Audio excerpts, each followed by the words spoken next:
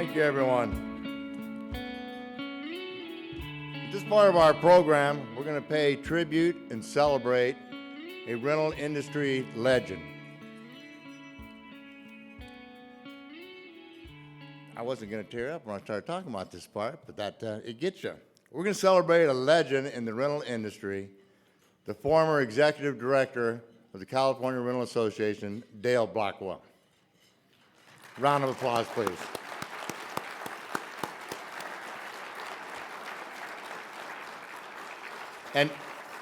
And you know, you can't think of Dale without getting a smile on your face. Go ahead and try it. Everyone try it. It's contagious, and you just can't help it. And so to help us commemorate and recognize and celebrate Mr. Blackwell, we've asked some folks to come up and talk to us a little bit about their experience. The first person I'd like to call up is Mr. Van Dossey. Thank you, sir.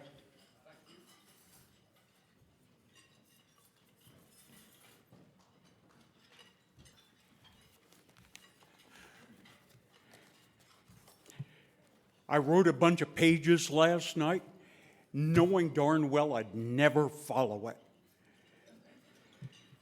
But I ought to have a level podium. First off, I had dozens of lapel pins from over the years, from many of the conventions, many of the suppliers, many of the rental centers. Yet months ago, before I even knew that this was going to happen, I knew I was coming. I picked out CRA, and the only other one I picked out was Abba Dabba.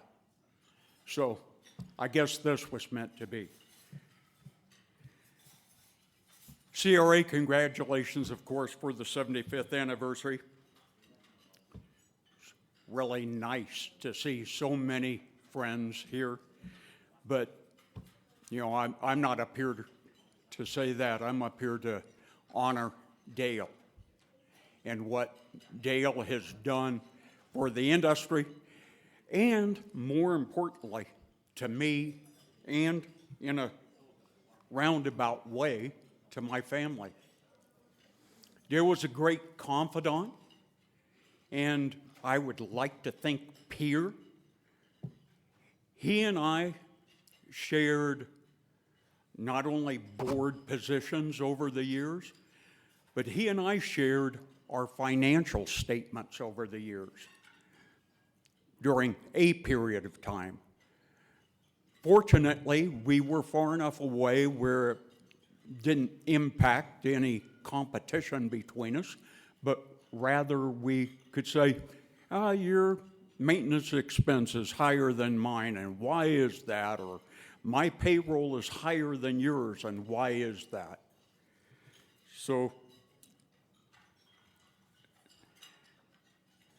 Dale spent his entire time working for the CRA. I almost think that Abba Dabba was a second child, you know, because he gave it all to the CRA. Of a personal note, and back to the family, I cared enough for Dale that I sent one of my children up to spend a little bit of time working at Abba Dabba Rentals, just so he wouldn't think Dad was a jerk. He knew other people were jerks too. He came back and said, "No, Dad, you're the jerk."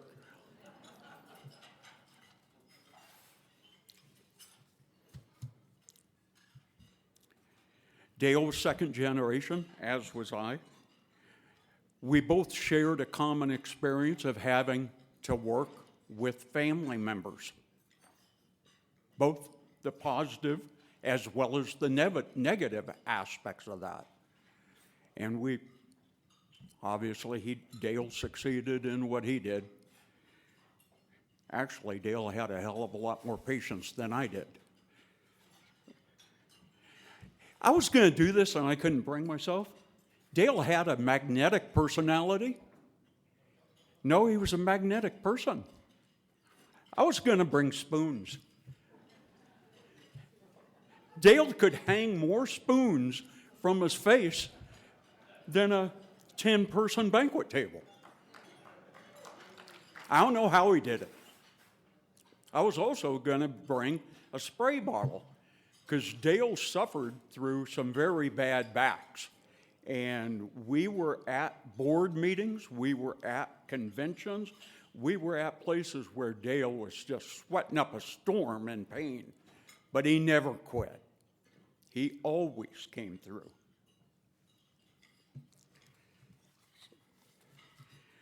Dale obviously had a very fun side to him. We were at a meeting somewhere, I won't say where, but he chose, I'm not so sure, maybe it was me, maybe it was somebody else, but I'm going to blame Dale. He's not here. He chose to steal the Commodores sign at a marina we were at. Dale and I both got caught.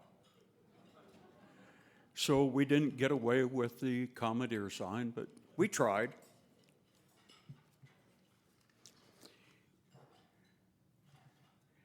In closing, honoring Dale and his untimely passing, unfortunately,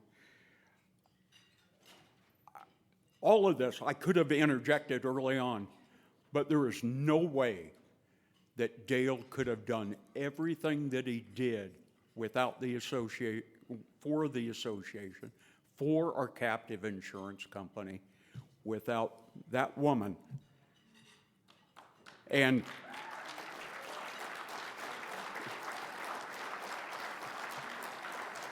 Vicki allowed Dale to serve the industry. So, thank you.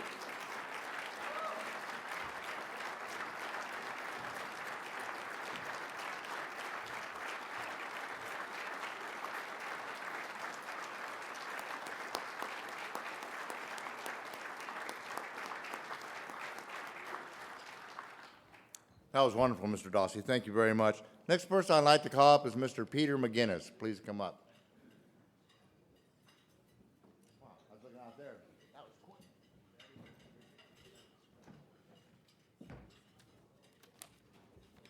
So, Van, I also wrote my stuff down, but I'm probably going to read it. I'm actually going to use it.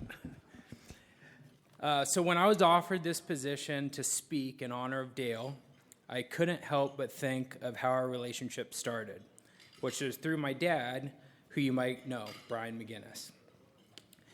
I mentioned it to him that I was going to be speaking, and lucky enough to be speaking tonight, stand up in front of all of you, and he insisted that I share some of his memories with Dale, and he made sure that I did that. So he wanted me to share like the time that they spent visiting ice cream shops in Aurora Grande while the two Vickies shopped, or attending the CRA courtside campouts, sharing stories of the biggest bonfire, around the biggest bonfire you've ever seen, or sharing business practices like sending all the unneeded equipment from Dale's shop down to Southern California territory. But there's really an important story that I want to share, and it's my dad's first memory of Dale.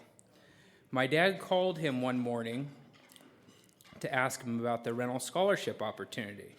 It was in the early 90s, so for sure it was on a landline. And at that point, my dad wasn't really involved with the CRA whole organization, just in the Southern California area. But my dad explained that immediately he found a friend in Dale, just through that phone call. Dale patiently answered all the scholarship questions, and then they started talking rental and continued to communicate, well, until they finally met in person at the CRA rental show in Lake Tahoe, back in a long, long time ago. It turns out that that phone call ended up getting me the CRA scholarship, and that began my relationship with Dale.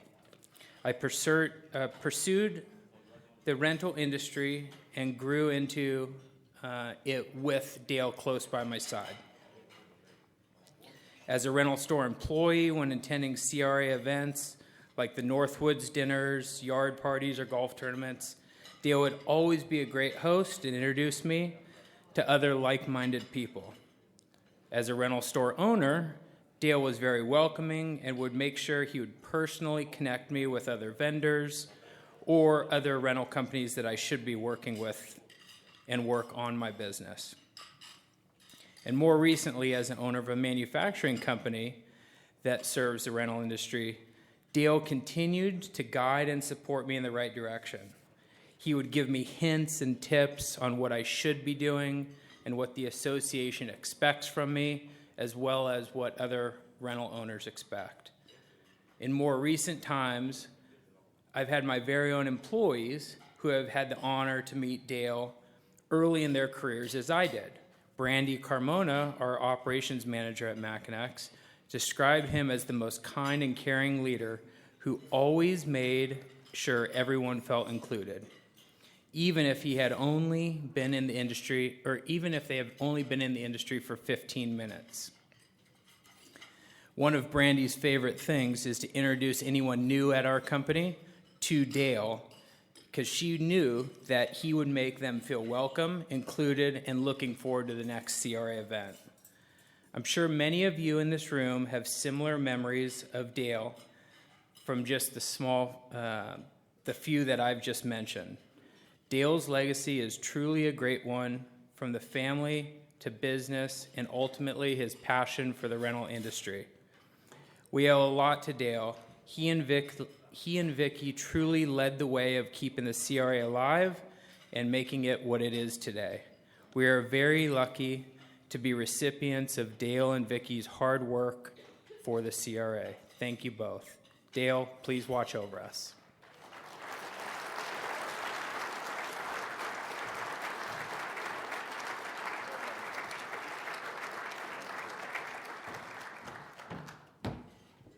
Thank you very much, Mr. McGinnis. We appreciate that. Next gentleman I'd like to call up is Mr. John Weatherholt, please.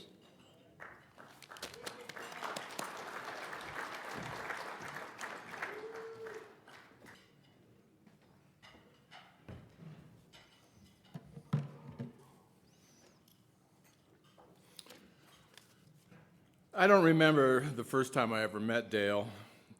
I was trying to remember as I was preparing for this evening, but it was probably when I was first introduced to the CRA over 30 years ago, when Ted DeVries put together a young executive committee, and Dale, along with Rob Pedersen and Patricia Saris and others, met to prepare to eventually serve on the board. Later, Dale and I both served on the CRA board together, and we were serving when an eventful change started within our industry. 25 years ago, United Rentals began to consolidate the equipment rental industry, and the CRA was greatly affected and big changes were coming. It seemed like overnight our rental association's largest members no longer had a reason to be members anymore, and our membership plummeted. So much so that what the CRA was and what it was going to be were very different. And if the association was going to survive, we needed to think differently and reimagine, because we were never going to be the association that existed prior to the consolidators. We were faced with a real, very real possibility of having to dissolve the CRA because our membership had dwindled so far. About that time, the board explored merging into the ARA, and a small group of us was formed to meet with the ARA to discuss merging options and how we could work more closely together. Dale, myself, Chuck Maltese, Tony Behringer, Laird Burns, and our beloved captain, Larry Pedersen, formed our little band of brothers, and we began meeting with the ARA around the country. During that time, Chuck Maltese said something that later Dale attributed to me. But it wasn't me that first said it, but I immediately picked up on it and made it my own. Chuck said, "The goal is to keep the little choo-choo train on the tracks, because if we close it down, we will never know the opportunities we will have missed, and that set the tone for our mission." What I said back then was, We were trying to run a Cadillac association on a Ford budget, and it was unsustainable, and both of these things were true. We weren't successful in getting a lasting agreement with the ARA, but we were successful in keeping the little choo-choo train on the tracks. I left the board soon after, but Dale stayed on. It was Dale who kept the little choo-choo train on the tracks. It was Dale who had the vision of what the CRA would become, and it was Dale and Vicki, thank you, Vicki, who kept the meetings going and made the rental rally concept what it is and what you see. It was Dale who was the keeper of the flame of our California Rental Association. My friendship with Dale endured, and whenever I had questions or just wanted to talk shop, I'd call Dale. Whenever somebody would ask me a rental question I couldn't answer, I'd say, call Dale. And whenever Dale and I met, he would always start the conversation by saying, John, we're keeping the little choo-choo train on the tracks. Our efforts mattered. Dale's efforts mattered. And I personally find it very satisfying and rewarding that Dale made the difference, and we will always miss him. Thank you.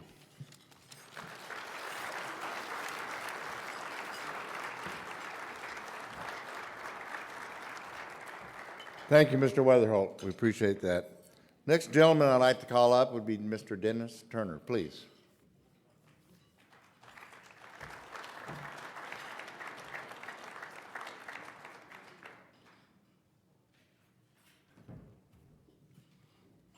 Really honored to be here to remember Dale.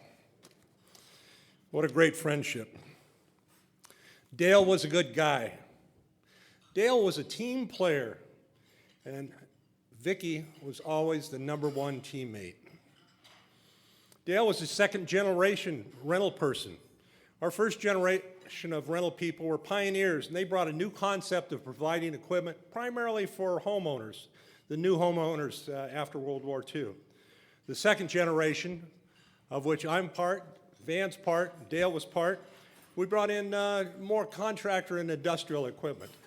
And Dale was really important because he helped to raise the level of professionalism within our industry. At the time, the rental industry was very friendly, competitive. And so owners were still trading information back and forth about machines, customers, customer service techniques, rental rates, and our customers. So Dale visited all sorts of other rental yards in his area, and he built friendships and gleaned good ideas to improve his own rental center. Dale was gung-ho for the rental industry. Dale and I got involved with the California Rental Association with very different styles.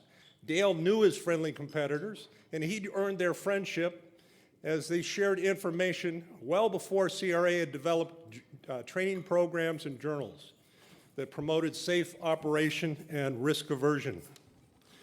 Dale and I joined California Rental Association Board of Directors at about the same time in 1989, but Dale already knew so many of those people, and I really didn't. And he was good friends with Joe Doran, who was the president at that time, because he'd been to his store. He'd done some industrial spying. He'd been around, not sneaky spying, but he was always receptive to new ideas, and he traded them back and forth, and he promoted those new improvements. Dale volunteered. Dale and I were very different. Not just that Dale was comfortable in Bermuda shorts, and I hated showing my skinny legs, but he was a volunteer. I got involved because I bitched about the new executive director, Bruce Evans, and Joe Doran called me and called my complaint, and damn if I didn't volunteer also. So we were first elected as board members, and the two of us were taken aside, not by Bob Ferris, but we were taken aside by other old members, and we were told the rules of the road, and that is that since we're the newest members and we were much younger than most everybody else, it was expected that we sit back, listen, and then quietly vote on the issues. As rookies, we were expected to defer to our elders. This was not Dale's technique. It wasn't his style. He immediately offered opinions. Wanted or not, Dale volunteered. Again, not as participants, but in the second generation of the rental insurance company participants, Dale and I joined the board of directors of the California Rental Benefits Insurance Company, which had already been formed and was now starting to write policies. And I must mention some of the pioneers that did that, being Dale Nussbaum, Tom Caroline, Bob Ferris, Chuck Maltese, Jack Wanamaker, Joe Doran, Ted DeVries, Harry Clausen, Bill Cushing, and Jim Jenkins, who we're lucky enough to have here tonight also. And Dale was especially interested in underwriting the risks and the fair settling of insurance claims.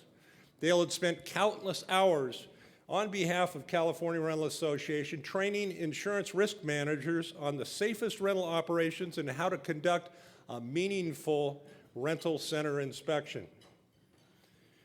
The insurance man was now our source and our friend instead of being the enemy. He helped bring insurance to us. Dale was on speed dial with the insurance adjusters, and he helped them to make fair settlements in claims against rental companies, and he protected us and he helped to produce lower insurance rates. This new competitor, California Rental Benefits, drove down the rates by as much as 40% with good underwriting, rejecting unsafe operations, and good claims handling. Dale was a key to that. We all reaped the rewards from Dale's work as he promoted new and improved processes, including the California Rental Association model contract, trailer and truck addendums, pre-rental inspections. Dale volunteered. Still, the insurance companies were not always our friend.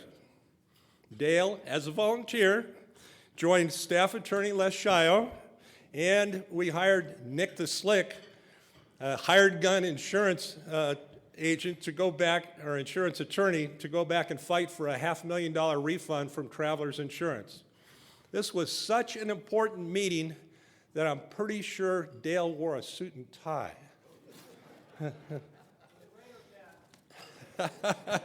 Yeah, and a Raiders cap. So they flew to Omaha only to be shut out of the negotiations, left standing on the outside of the building. The negotiations were a bust, but ultimately they did get that money back for CRA for the rental companies. Dale volunteered. Dale chaired the CRA Insurance Committee, and he was casual in every way, from the informal way he conducted the meetings to his Bermuda shorts and wore his official uniform. Dale was fun. Who else could show up to a meeting that he was conducting 15 minutes late in his Bermuda shorts with sandals on because he locked himself in an elevator on the way down to the bottom? Progress was made because Dale was a volunteer. In 2008, the trade associations, philanthropic groups, everybody struggled for members. At the same time, many of the pioneer rental companies were being rolled up by the conglomerates. There were fewer mom-and-pop rental stores, which are the core members of the California Rental Association. So membership was decreasing, and the convention income was decreasing also. CRA struggled. The nation's economy was on a downhill trend, and dang, Chuck Maltese was going to retire. So Dale was mentored by the best. Dale volunteered. Dale Blackwell really stepped up to the plate, and he saved the California Rental Association. As a rental man, Dale was now driving a 60-year-old association back to relevancy as he continued to learn association management from his mentor, Chuck Maltese. Dale and the team revised their goals, reduced staff and other costs, but kept CRA as the leading organization to increase professionalism in the rental industry in California. Please understand that California drives the nation, and CRA pushed ARA to improve. And after decades of trying to get these two associations together, Dale was finally able to reach across the country and get CRA and ARA to work together. It had never been done before, but not for a lack of trying. He got it done. Dale was a volunteer. We miss Dale. Thank you.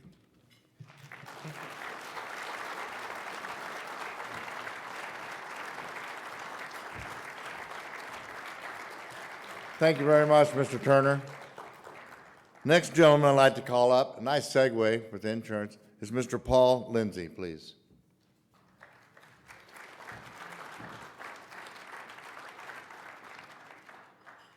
Well, good evening. And Dennis, thank you for clarifying that I am a friend and not an enemy, because I'm an insurance man. So I'm going to clarify that. I'm one of the good guys, 40-year survivor of the insurance industry. I think Dennis took part of my script. We kind of swapped here, but cover some of it. Let me start by saying I love Dale Blackwell, and I miss him deeply.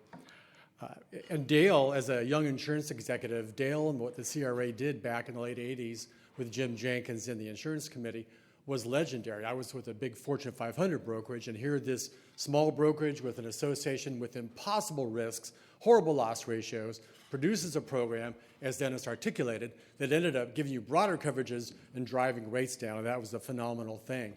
In fact, I was so bold in my youth to think that, hey, I could come in and do that better than the Jenkins group, and I called on Chuck Maltese and met with him at that. I don't know if you remember that, Chuck, but we had a very brief meeting because Chuck shooed me out of the way and continued on. But in 2006, I went to work for Jenkins. I figured you can't beat him, you got to join him, right? So I went to work for Jenkins, and Jim and I drove up. I had dinner. We had lunch with Dale, and the minute I met him, I knew I liked him. He just, like someone said earlier, he had that magnetic personality, charisma.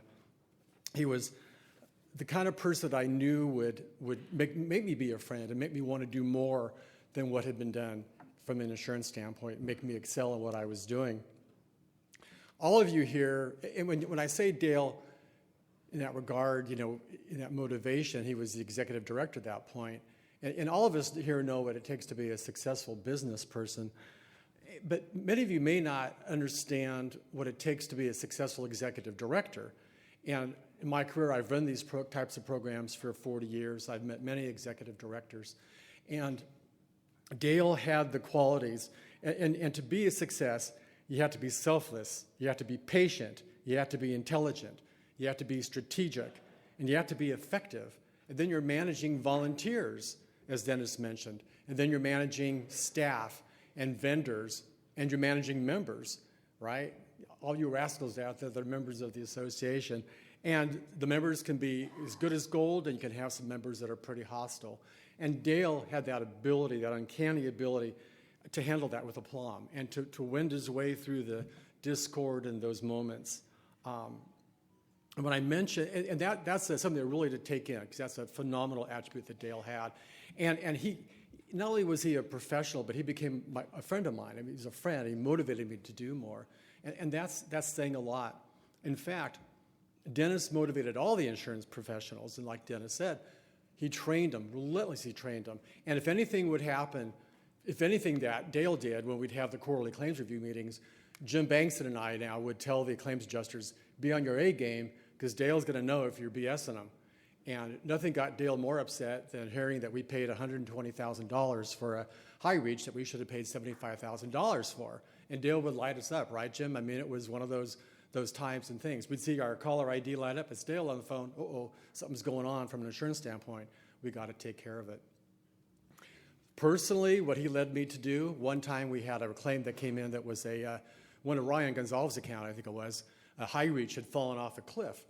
And so it was reported as a total loss. And the adjuster said, well, you know, unless you can prove it's a total loss, we can't cover it. So I met with Dale. We talked about it and went it over.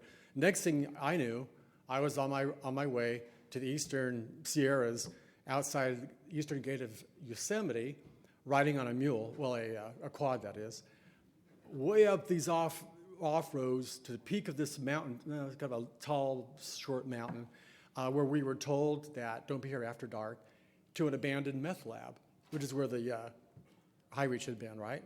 So the next thing I do is I'm roping down 200 feet to find this.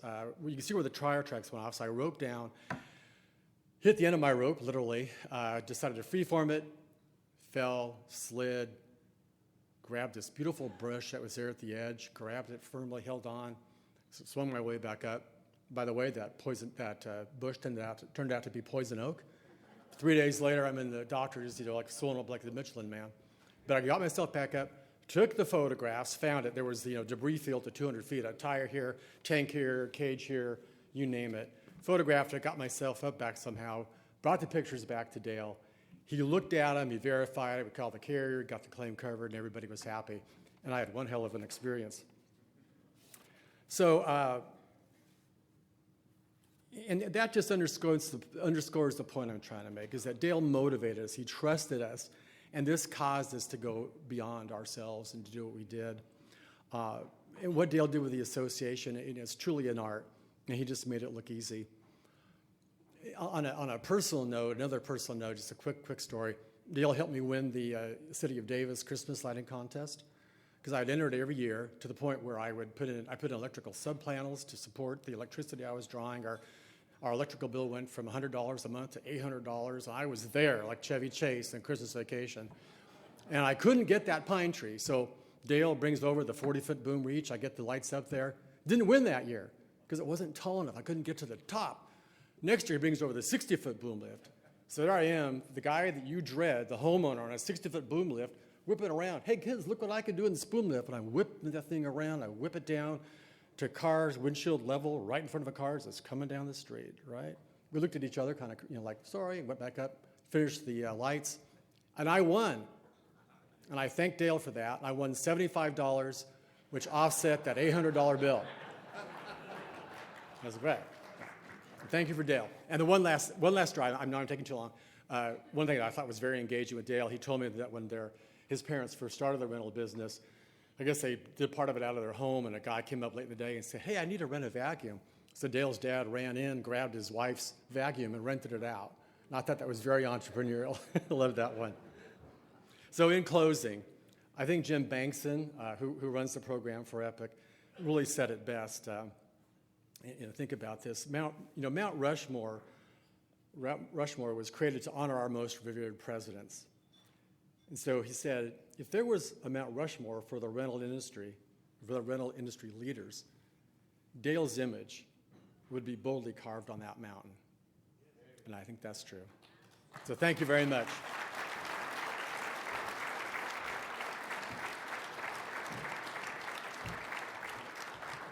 Thank you very much, Mr. Lindsay. The last person I'd like to call up would be the esteemed Chuck Maltese. Please come up, sir.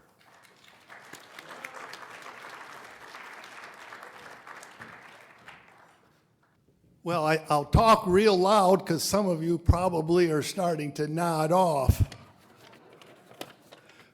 They called and said, would you do this? And I said, of course. But I thought I was going to be the only one for a while, and I went, oh, man. And then when I found out there were other speakers, I felt a hell of a lot better. Oh, gosh. By the way, it's nice to see some of you. It's been a long time. I've known Dale for 30 years. He was on the board when I was the executive director. We both live in Sacramento, so we spent lots of time together, our families. I said to my wife, Joyce, how many countries did we visit with Dale and Vicki? We think it was 12 countries over the 30 years we did as a family. Then I said, well, I know I'm pushing it, but how many cities do you think we went on vacation? And after we hit 20, I said, oh, that's too many, it doesn't make the point, because we were family. Dinners were on a regular basis. We would take turns heading to one home or the other. Thanksgiving, together. New Year's Eve, generally together, and occasionally for Easter. So we were that close. We traveled from, I'm checking my notes because I'll ramble otherwise. For those, some of you know I can do this for a long time, and we don't want to do that. We traveled from Bermuda to Dubrovnik to Switzerland. One time we lost Dale's mother-in-law. She left. We had no idea where in the hell we were. We were in some foreign country. It was one of those, I thought you were watching her. No, I thought you were. She's gone. We were in another country where it was a small hotel. Dale and our rooms were on the same level. We got a call from the hotel manager that said that a prince, Saudi prince, was coming, and they wanted most of that level. Fortunately, I was off to the side, so they left me alone, but they moved Dale and Vicky. We had a guard outside our door for 3 or 4 nights. There were snipers on the roof, and we had to go through the metal wall, the door. It was an experience. The only time I got nervous was when Vicky went to the window one night and started waving at the sniper. My wife, Joyce, says, my God, he doesn't know that you're a friendly person. Stop waving before you get shot. We played a card game called euchre. For the Midwesterners, you would recognize that. I saw a TV program, the one where they show all the old stuff and they give a value and then they tell you, how old it is and so forth. They had a book. And they talked about, oh my God, this is in great shape. I've never seen one before. This may be the book of the oldest card game in U.S. history. And they zoomed down and it said euchre. So that's how old the game was. Here's the reason for the story. It's a bid thing. If you decide that you want to make trump, you have to guarantee that you make 3 tricks out of the 5. If you make 3 out of the 5, you get a point. If you make all 5 with your partner, you get 2 points. But if you really have a good hand, then you go by yourself and you get 4 points. Okay? It's unheard of since euchre was formed in 1700s that anybody ever went for the whole thing by themselves and got euchred because Dale couldn't get 5 tricks. And he did it by himself. I said, Dale, nobody ever goes alone and doesn't make it. I mean, it's impossible. And he said, well, I had a feeling. And I went, oh, God, he's my partner, of course. He loved to fish. Sacramento River and the Rogue River up in Gold Beach. We actually are still doing it. There's some of the fellow fishermen sitting over there. We still go every September. We miss Dale. Then I said, what else can I talk about? I said, here are some things I know you don't know about Dale. Forget about all that stuff those guys talked about. These you don't know about. He's the only person I know that was thrown out of a restaurant for wearing a full set of silverware. The manager was beside himself. He said, all you out. And we had just sat down. He was afraid we were all drunk. He had no idea what was going to happen. But these fools came in, and he's got the spoons and the fork and the knife across his forehead. And he said, you out. And he made us leave. He was the largest user of small Ziploc bags. See, Vicky and his son's laughing. Everything he owned was separated and put into a Ziploc bag. If you watched him travel for a trip, the brown socks went in a bag, the blue socks in another bag.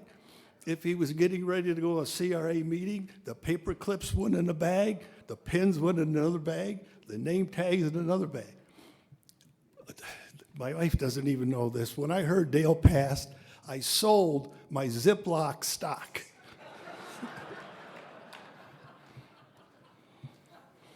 He was the largest collector of the Crown Royal blue felt bags. But I won't tell you where he got them all from. He promised for the golfers, I'm looking over at Dennis, he promised his dad when he was young that business was more important because that was the old days where the men, you just worked. You worked 24 hours a day, 7 days a week. the story about renting the vacuum cleaner, that's those folks. But Dale promised his dad he would never play golf. And I said, Dale told me, I said, you're kidding. He says, no, I promised my dad. And he never did. I only one time got him at a range hitting some golf balls. I never saw him ever do it any other time because he had promised his dad that he wouldn't take up golf, and he honored that. He loved the Oakland Raiders. We drove by the new stadium, and John Madden's photo came up, and I said to Joyce, my God, Dale would have loved this place.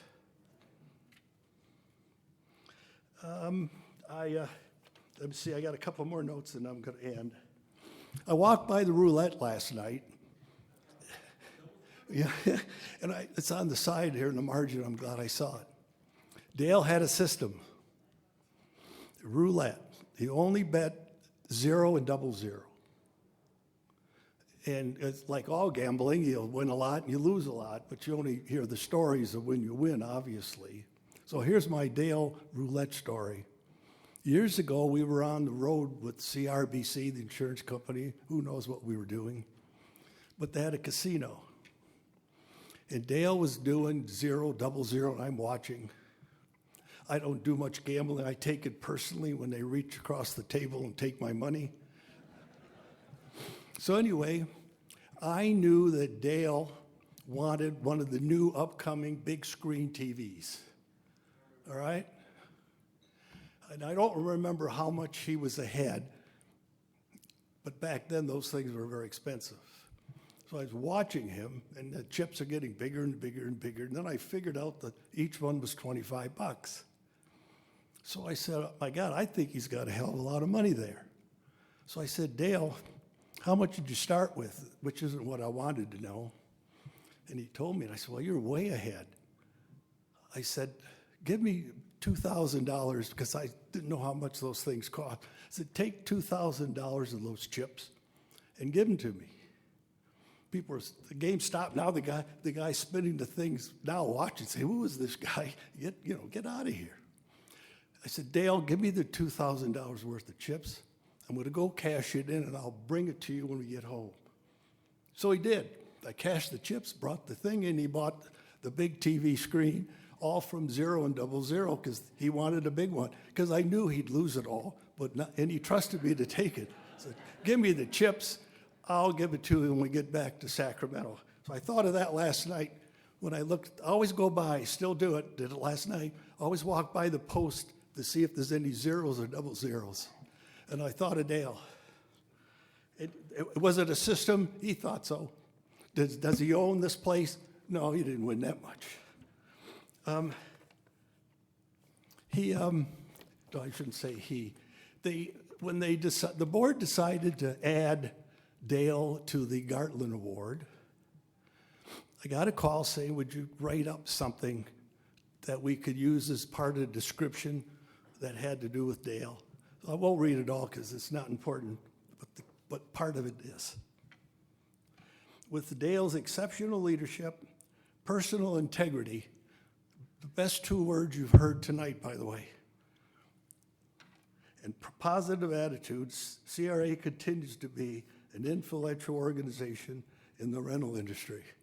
His positive personality perpetuated the rental industry and helped to promote high professional standards found into the rental industry. The key words were personal integrity. The man was as honest as the day long. If IRS had all their taxpayers like Dale Blackwell, we'd probably have a hell of a lot more money. They wouldn't have to keep raising our taxes because they'd already have gotten it all from us at a much lower rate. He was an honest guy, and most people didn't realize that was very important to him. Very important that everything was square. You didn't cheat anybody. You didn't do anything that you shouldn't be doing. He had personal integrity, and I was very impressed with that. He was my friend, and I'm sorry that he's gone. Thank you.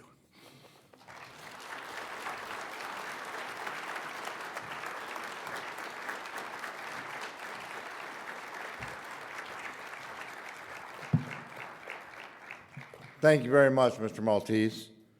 We'll just take a minute of just a moment of silence, and then I'm going to read this plaque.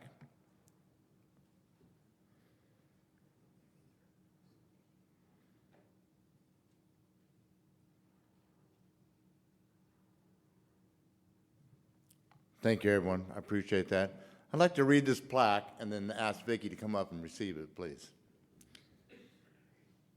We wrote on this plaque, the task of a leader is to get his people from where they are to where they have never been.